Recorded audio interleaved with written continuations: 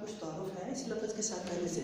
ये वेपर से लिख दिया है इसके। शाबाश शाबाश, हाँ बिल्कुल ठीक है बेटे। ये लफ्ज़ वेपर से निकला है और किसी लिक्विड का वेपर में कन्वर्ट हो जाना उसको एवेपोरेशन कहते हैं। शाबाश। और अब फर्ज करें आपके पास बेटे वाटर है लिक्विड फॉर्म में, तो इसको हम हीट देते हैं तो ये कन्वर्ट हो जाता है वाटर गैस के अंदर या वेपर के अंदर है।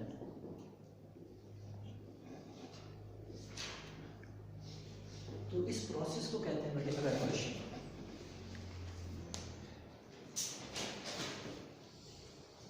और ये हर टेम्परेचर पे ये एवेपोरेशन होती है किसी भी टेम्परेचर पे, लेकिन जो है आगे जो इसके फैक्टर्स हैं उसमें हम देखते हैं कि टेम्परेचर इंक्रीज करने से एवेपोरेशन इंक्रीज हो जाती है। Factors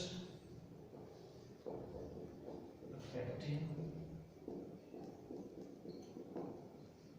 evaporation.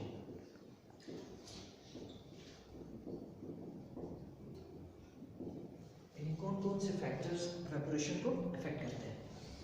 इसमें पहले है बेटे सरफेस एरिया।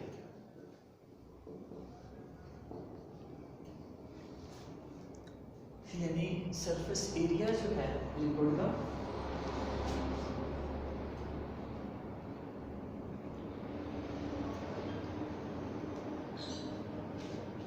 ये बेटे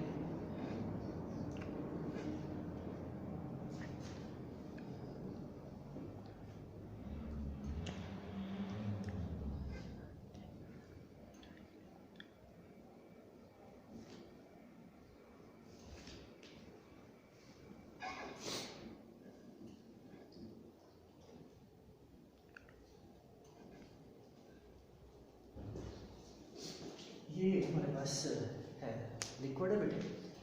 तो ये सरफेस एरिया ये ज़्यादा होगा तो एवेपोरेशन ज़्यादा होगी, और अगर ये सरफेस एरिया कम होगा तो एवेपोरेशन कम होगा। सरफेस एरिया का बेटे पहला इफेक्ट होता है। दूसरा है इंटरमोलेकुलर फोर्सेस।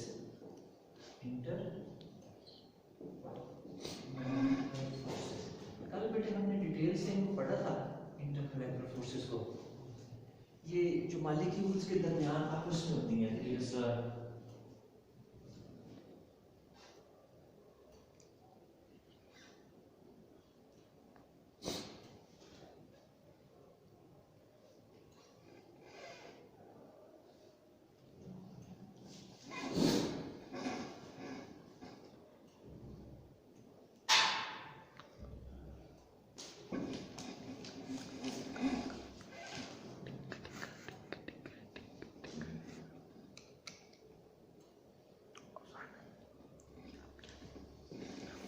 अगर बेटे इनके दरमियान फोर्सेस ज़्यादा हो तो एवेपोरेट करना मुश्किल हो जाता है। बेटे मुंह से निकाल देना बुरी बात है। लेकिन अगर ये फोर्सेस जो इन मॉलिक्यूलों को आपस में जोड़े हुए हैं वो कम हो तो ये आराम से एवेपोरेट होते हैं। ठीक है, इसका ये इफेक्ट होता है इंटरमोलेकुलर फोर्सेस का। इसके बाद बेटे तीसरा इफेक्ट है टेम्परेचर का।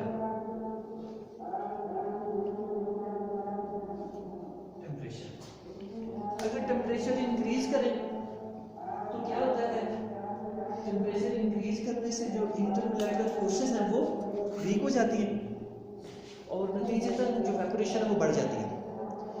और अगर टेम्परेचर कम करें तो फिर इंटरमोलेकुलर फोर्सेस बढ़ जाती हैं और जिसके नतीजे में एवेपोरेशन कम हो जाती है। ये इफेक्ट है इनका। अच्छा, फिर इसके बाद बेटे आपका कंसेप्ट आ रहा है वेपर प्रेशर का।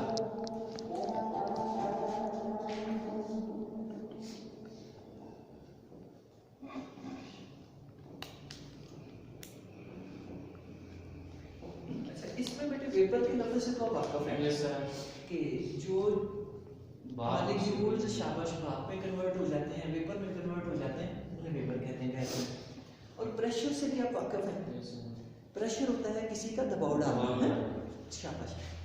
तो अब इसके लिए बेटे आप ये देखें कि ये हमारे पास कोई लिक्विड है और ये उसके मॉलिक्यूल है।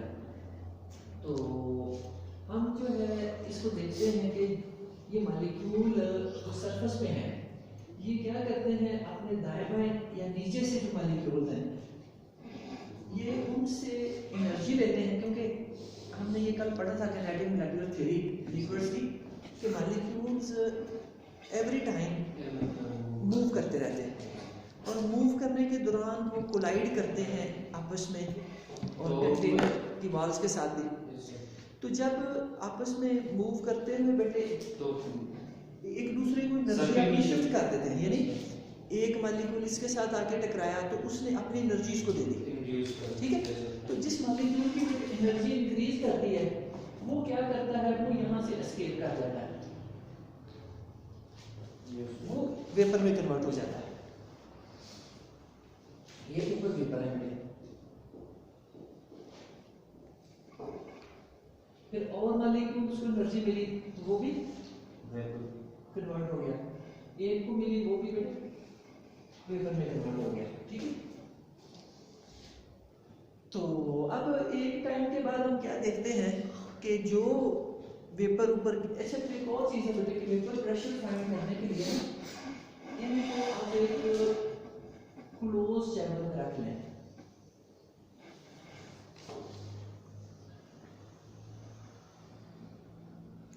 ये एक ना क्लोज बेटे ग्लास चैम्बर है,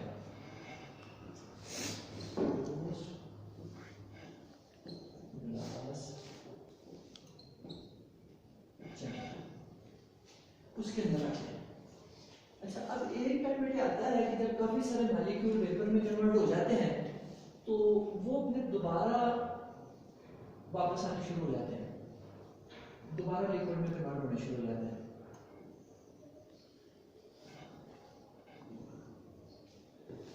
शुरू में वेपर ज्यादा बनते हैं, फिर एक टाइम आता है कि जितने मॉलिक्यूल वेपर में जा रहे होते हैं उतने ही पीछे आ रहे हैं, यानी इक्विलिब्रियम एस्टैब्लिश हो जाता है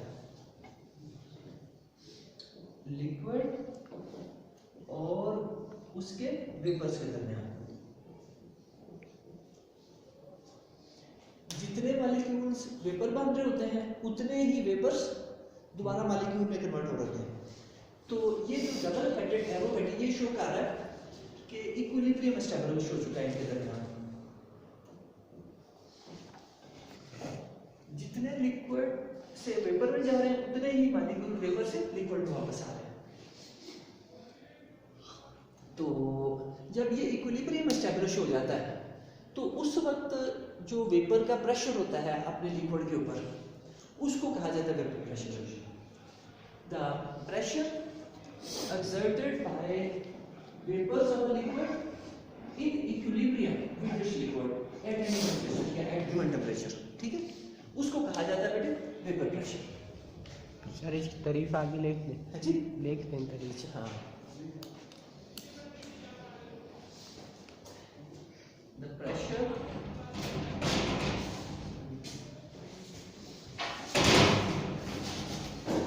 exerted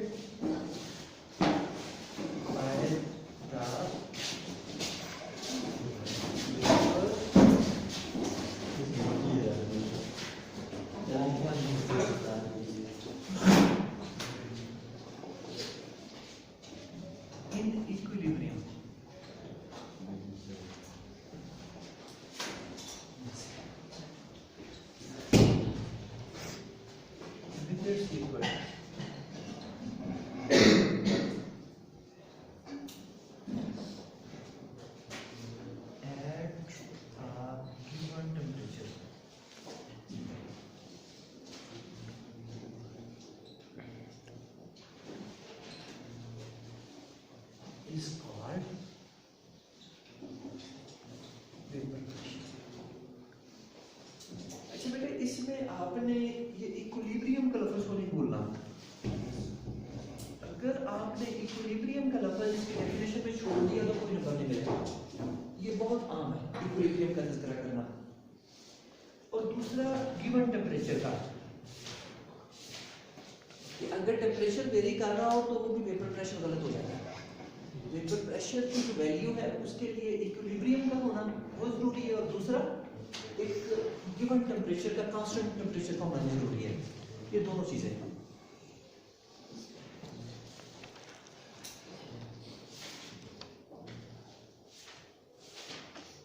अच्छा, इसके लिए बेटे हम आगे फैक्टर्स देखते हैं जो वेपर प्रेशर को अफेक्ट कर रहे हैं।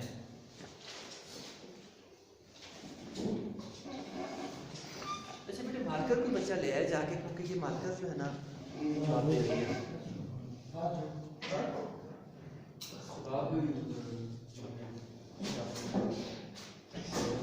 अच्छा बेटे, देखना कि अगर टक लगी हुई देंगे ना तो उन्हें कहना कि हमें दूसरी दे दें, क्योंकि आपने इंग्लिश लिखी होती है तो ये वाली टक वाली जो आना चाहिए मेरा सही रहती।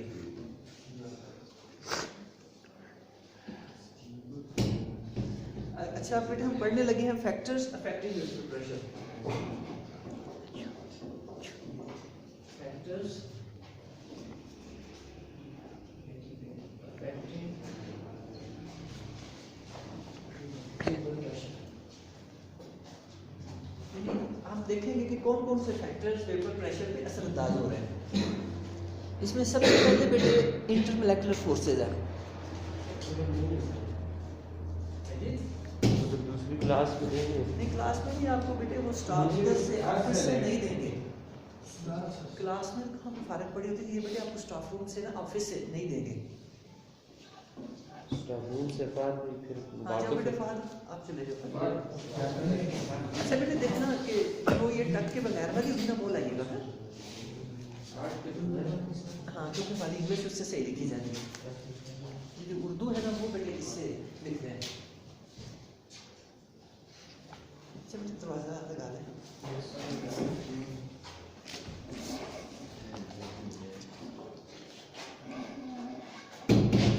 अच्छा बेटे, कोशिश किया करें कि आगे बैठा करें, आगे इस वजह से ज्यादा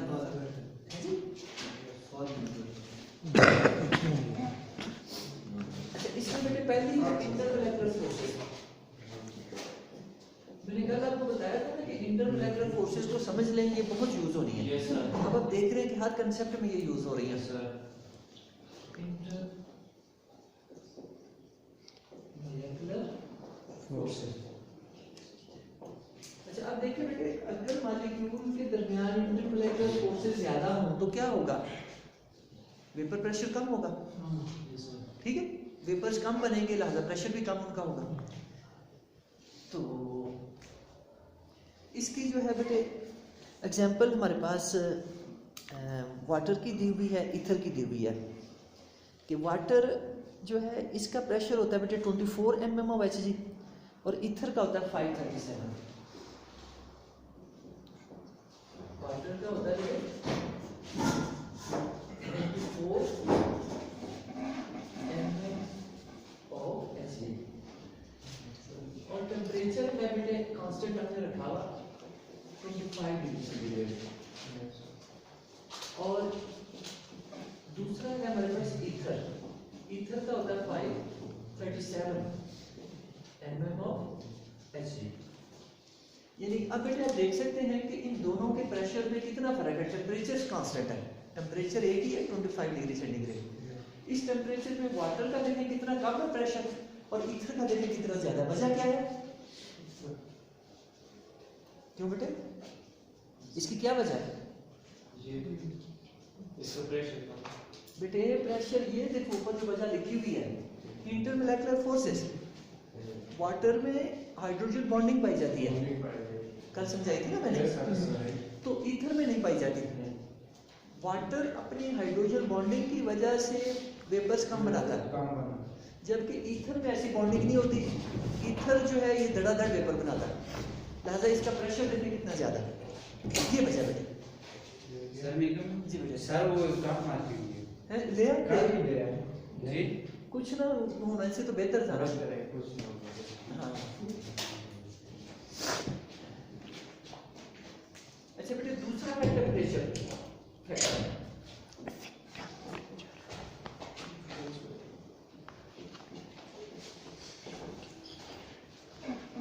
अच्छा, टेम्परेचर बेटे अगर इंक्रीज करें तो क्या होगा? वेपर प्रेशर वेपर भी ज्यादा हो जाएगा। ज़्यादा हो जाएगा, वेपर ज़्यादा बनेगी, हाँ। ठीक है, तो उनका प्रेशर भी ज़्यादा हो जाएगा। और अगर टेम्परेचर कम होगा तो वेपर प्रेशर कम होगा। अच्छा, इसकी बेटे एग्जांपल वाटर की है, अभी हमने ली कि 25 डिग्री सेंटीग्रेड पे वाटर का क्या प्रेशर है, 24 जी। और अगर टेम्परेचर को हम डबल करें 50 पे ले जाएं तो इसका टेम्परेचर 93 हो जाता है, यानी 93 mm of H2 हो जाता है। टेम्परेचर हम इसका किस पे ले जाए 50 डिग्री सेंटीग्रेड, 25 पे 24 तक, और टेम्परेचर इंक्रीज किया तो कितना हो गया 93।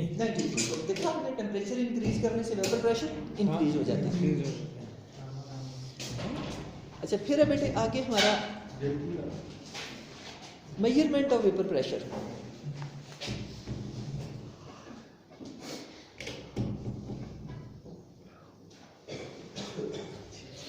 Measurement of vapour pressure, vapour pressure measure कैसे करते हैं, अब हम ये देखेंगे।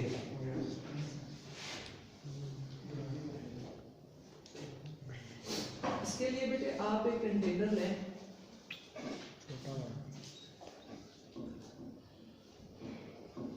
इसके अंदर आप मर्करी फिल कर दें। मर्करी का बेटे मैंने आपको तारुफ कराया था, मर्करी जो आपके नहीं थर्मोमीटर के अंदर होती है वाइट से कलर की, है ना, सिल्वर कलर, वो बेटे मर्करी होती है। वो बेटे इसमें कंटेनर में हमने फिल की, और एक हमने लॉन्ग ग्लास ट्यूब ली,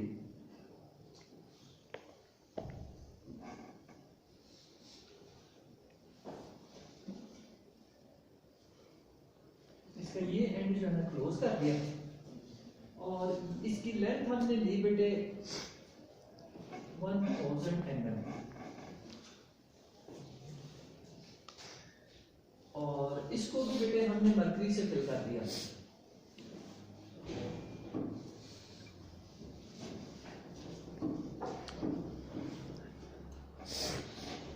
शुरू में बेटे हमने इसको पूरा भरा हुआ था, लेकिन जब हमने इसको इस कंटेनर के अंदर उठा के रखा है तो उस वक्त हमने क्या देखा कि ये जो कुछ मर्करी है वो कंटेनर के अंदर चली गई, ऊपर से कुछ हिस्सा जो है इसका खाली हो गया। आप खुद भी ये एक्सपेरिमेंट कर सकते हैं अपने दौर पे, कोई चीज़ भर के आप इस तरह उल्टा के रखें ना तो वो भरी नहीं रहेगी बल्कि खाली कुछ हो जाएगी कुछ उसके अंदर, तो यही हाल इसका हुआ। उसकी वजह क्या थी बेटे, उसकी वजह ये थी कि एयर जो है ये प्रेशर डाल रही है इसके ऊपर, एयर जो है प्रेशर डाल रही है, एयर की प्रेशर की वजह से जो है एक खास लेवल पे जाके ये मर्करी जो है ये यहाँ स्टैब्लिश हो जाती है। तो ये जब रीडिंग नोट की गई तो ये थी 760 mm। तो इसी से फिर साइंटिस्ट ने कहा कि जो हमारी एटमॉस्फेयर का प्रेशर है वो क्या होता है 760 mm होता है। एयर का प्रेशर क्या होता है बेटे 760 mm of Hg।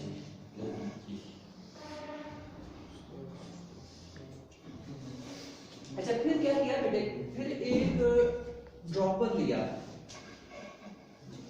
ड्रॉपर कोई इस तरह की शक्ल का होता है बेटे, उसके अंदर ड्रॉपर के अंदर ईथर हमने डाला, और ईथर को हमने इस ड्रॉपर की मदद से यहां ले जाके ना इसके नीचे छोड़ दिया। बेटे समझो ज्यादा, लिखो कम और समझो ज्यादा, पहले तो समझ आपको समझ आ गई तो लेखा खुद भी लेंगे। अच्छा बेटे, जब ईथर को यहाँ आगे हमने छोड़ा तो वो चूंकि कम डेंस होता है, ईथर की जो डेंसिटी है कम लो होती है, लो, तो वो अपनी लो डेंसिटी की वजह से यहाँ ऊपर आ गया इस जगह। आपने ये चीज भी नोट करेंगे कि जो चीजें लेस डेंस होती हैं वो ऊपर आ जाती हैं, तैर आती हैं। तो ईथर लो डेंसिटी की वजह से ऊपर आ गया मर्करी के, और यहाँ आके जो है ईथर के अंदर अभी आपने देखा था कि हाइड्रोजन बॉन्डिंग नहीं होती, तो इसका जो प्रेशर है वो ज्यादा होता है, बॉन्डिंग नहीं होती ना, तो ये जल्दी वेपोरेशन हो जाती है। लिहाजा जब ईथर यहाँ पे आया तो वो फौरी वेपोरेट हो गया। तो उसके जो वेपर पैदा हुए यहाँ पे उन्होंने प्रेशर डाला, तो उसके प्रेशर की वजह से ये जो लेवल था ये नीचे आ गया, मरकरी जो है दब गई और ये हिस्सा खाली हो गया और वो मरकरी जो थी इधर कंटेनर में आ गई। ठीक है, शाबाश शाबाश। अच्छा, वो मरकरी बड़ी कंटेनर में इकट्ठी हो गई। तो ये जो डिफरेंस था यहां से लेकर यहां तक का, जो कि ईथर ने प्रेशर डाला, उसको नोट किया गया बेटे, यहां से लेकर यहां तक। तो वो भला कितना आया बेटे? यही जो पहले हमने नोट किया हुआ, ये 537 mm, ये इसकी रीडिंग है ईथर की। तो इससे हमें पता चल गया कि ईथर का जो वेपर प्रेशर है वो कितना है, 537 mm। एक और चीज याद रखनी है कि टेम्परेचर यहाँ पे हमने ये रखा हुआ 25 डिग्री सेंटीग्रेड, क्योंकि हमने फैक्टर्स में पढ़ा है कि टेम्परेचर को इंक्रीज करें तो वेपर प्रेशर इंक्रीज कर जाता है, कम करें तो वेपर प्रेशर कम हो जाता है। तो लिहाजा टेम्परेचर का बेटे कांस्टेंट होना जरूरी है वेपर प्रेशर फाइंड करने के लिए। अच्छा, एक बेटे ये मेथड है और दूसरा मेथड कहलाता है मैनोमीट्रिक मेथड। मैनोमीट्रिक मेथड में बेटे एक फ्लास्क हम यूज करते हैं जिसकी एक साइड पे वैक्यूम हम दे देते हैं और जो है दूसरी साइड पे हम इसके कैपिलरी लगा देते हैं मेजरमेंट के लिए। यानी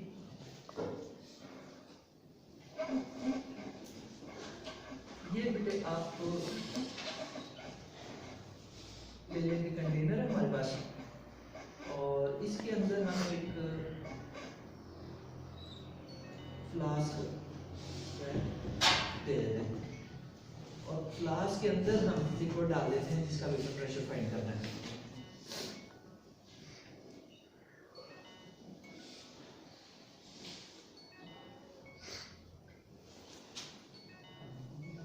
अच्छा, अब इस फ्लास्क को बेटे हम कनेक्ट कर देते हैं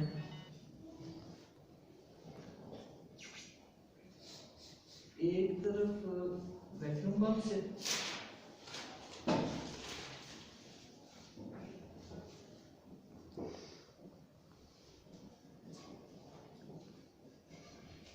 वैक्यूम पंप से एक तरफ हमने इसको कनेक्ट कर दिया और दूसरी तरफ जो है हमने इसका कनेक्शन दे दिया है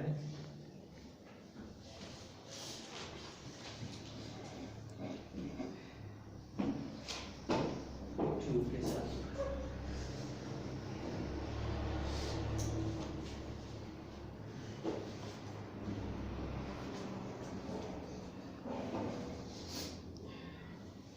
अच्छा, इसमें बेटे ऐसे करते हैं कि ये जो हमने एपरेटस यूज किया है ना, इसे कहते हैं थर्मोस्टेट।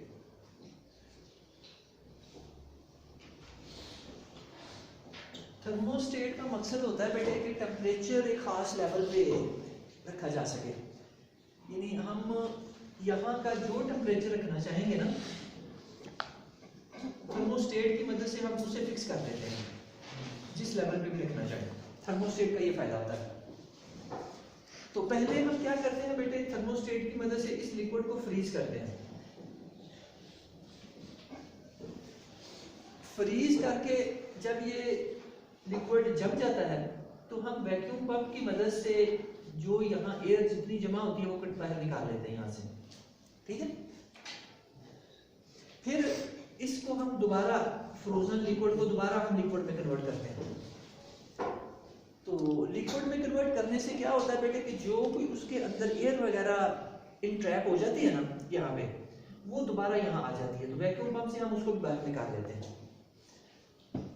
तो जब बेटे हम तसल्ली कर लेते हैं कि लिक्विड में से सारी एयर निकल गई है, फिर उसके बाद हम टेम्परेचर इंक्रीज करना शुरू करते हैं जिस टेम्परेचर पे भी हमने वेपर प्रेशर फाइंड करना है।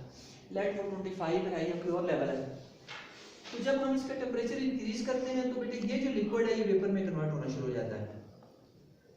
इसके वेपर बेटे यहाँ से आते हुए इधर आने शुरू हो जाते हैं और इसके अंदर हमने जो है मरकरी फिल की हुई है इस ट्यूब के अंदर। तो जब बेटे ये वेपर आते हुए यहाँ प्रेशर इंक्रीज करते हैं, प्रेशर डालते हैं इस साइड पे, तो वो प्रेशर इस लेवल को ऊपर उठा देता है। ऊपर करें पहले ये लेवल था तो अब नया ये लेवल हो गया। ये जो चेंज इन हाइट आया है इसको हम नोट कर लेते हैं। तो जो लिक्विड का प्रेशर है वो बराबर होता है एटमॉस्फेरिक प्रेशर जो ऑलरेडी इसमें पहले से था, प्लस ये वाला जो इस लिक्विड के प्रेशर की वजह से हाइट का डिफरेंस है वो, उसको एटमॉस्फेरिक प्रेशर में ऐड करते हैं तो हमारे पास लिक्विड का प्रेशर निकल आता है।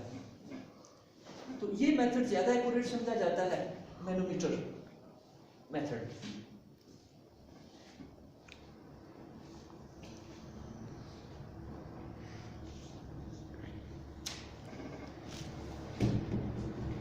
अच्छा बेटे कोई क्वेश्चन हो यहाँ तक आपका?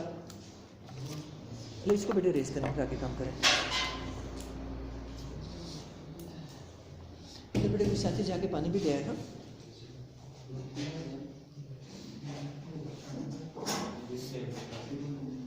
हाँ लो बेटे इसको रेस करना शुरू करें।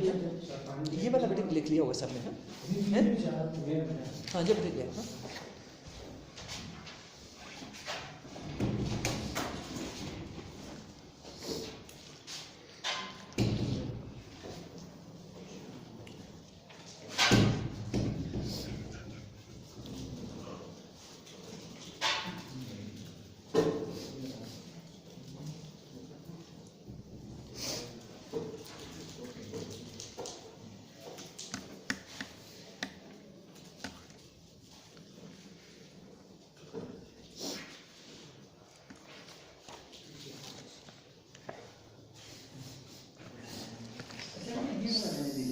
सारा रात कर लो।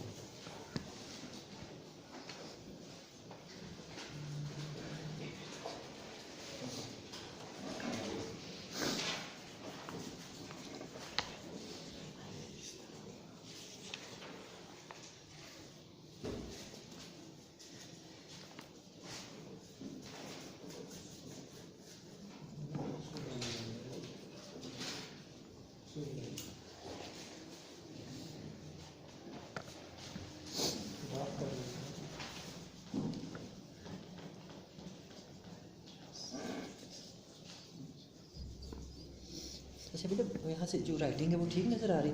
जी सर। सर बस आपकी कल की लास्ट क्लास बड़ी जा रही राइटिंग सर। है जी? हाँ कल बेटे, हाँ इंशाल्लाह तक जी पढ़ जाएंगे सर। हाँ कल लास्ट क्लास। फिर आप चले जाएंगे सर? हाँ जी हाँ। मस्जिद में जाएंगे सर? नहीं फिर बेटे जो है ना घर को वापस। हाँ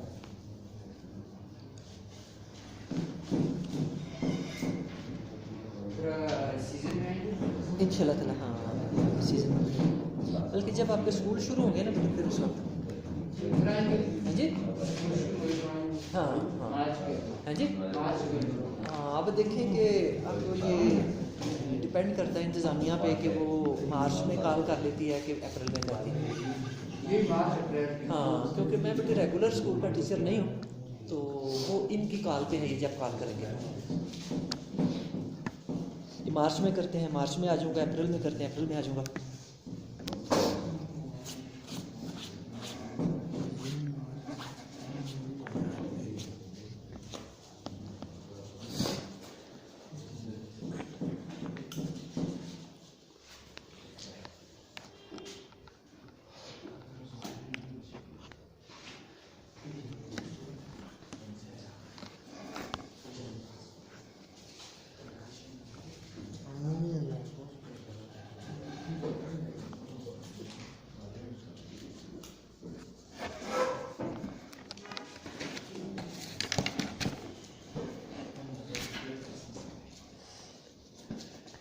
क्या है देखें सर।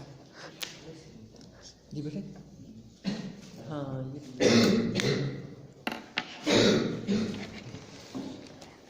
अच्छा बेटे, अब हमारा टॉपिक आ रहा है बॉइलिंग पॉइंट।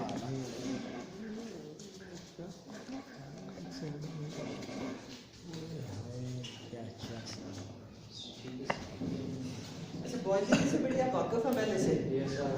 बॉइलिंग तो पॉइंट बेटे असल में बॉइलिंग किसे कहते हैं? वॉल्यूम ये देखो, वॉल्यूम अब इधर इस भाई के साथ ये बेचारा अकेला बैठा हुआ है। असल में इधर आ जाओ बेटा।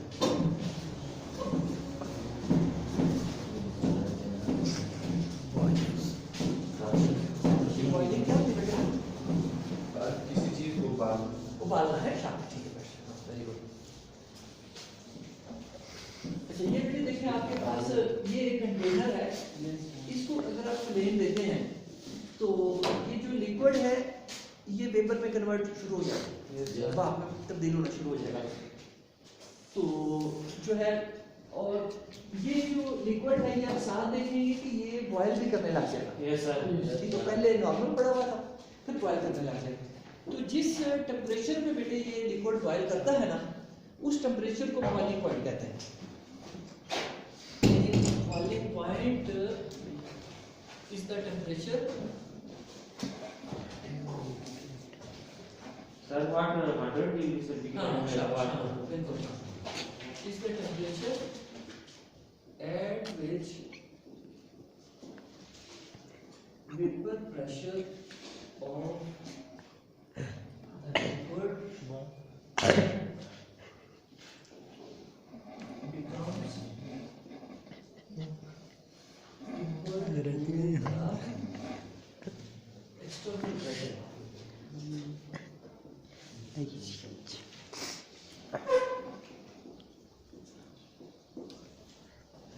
अच्छा बॉइलिंग पॉइंट बेटे ये क्या चीज है?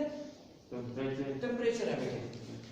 और टेम्परेचर का कौन सा लेवल है जिसमें वेपर प्रेशर वीपी लिक्विड का वेपर प्रेशर इक्वल हो जाता है एक्सटर्नल प्रेशर के। यानी जब बेटे हमने कोई एक्सटर्नल प्रेशर ना डाला हो तो अभी भी हम जहाँ रह रहे हैं तो एयर का एक बेटे प्रेशर होता है। यानी नॉर्मल जो एयर का बेटे प्रेशर है ये कितना पाया जाता है? इसको 1 एटमॉस्फेयर भी कहते हैं। ये अभी भी हर चीज पे एयर प्रेशर डाल रही है, तो उसकी नॉर्मल वैल्यू 1 एटमॉस्फेयर होती है और वो बराबर होती है 7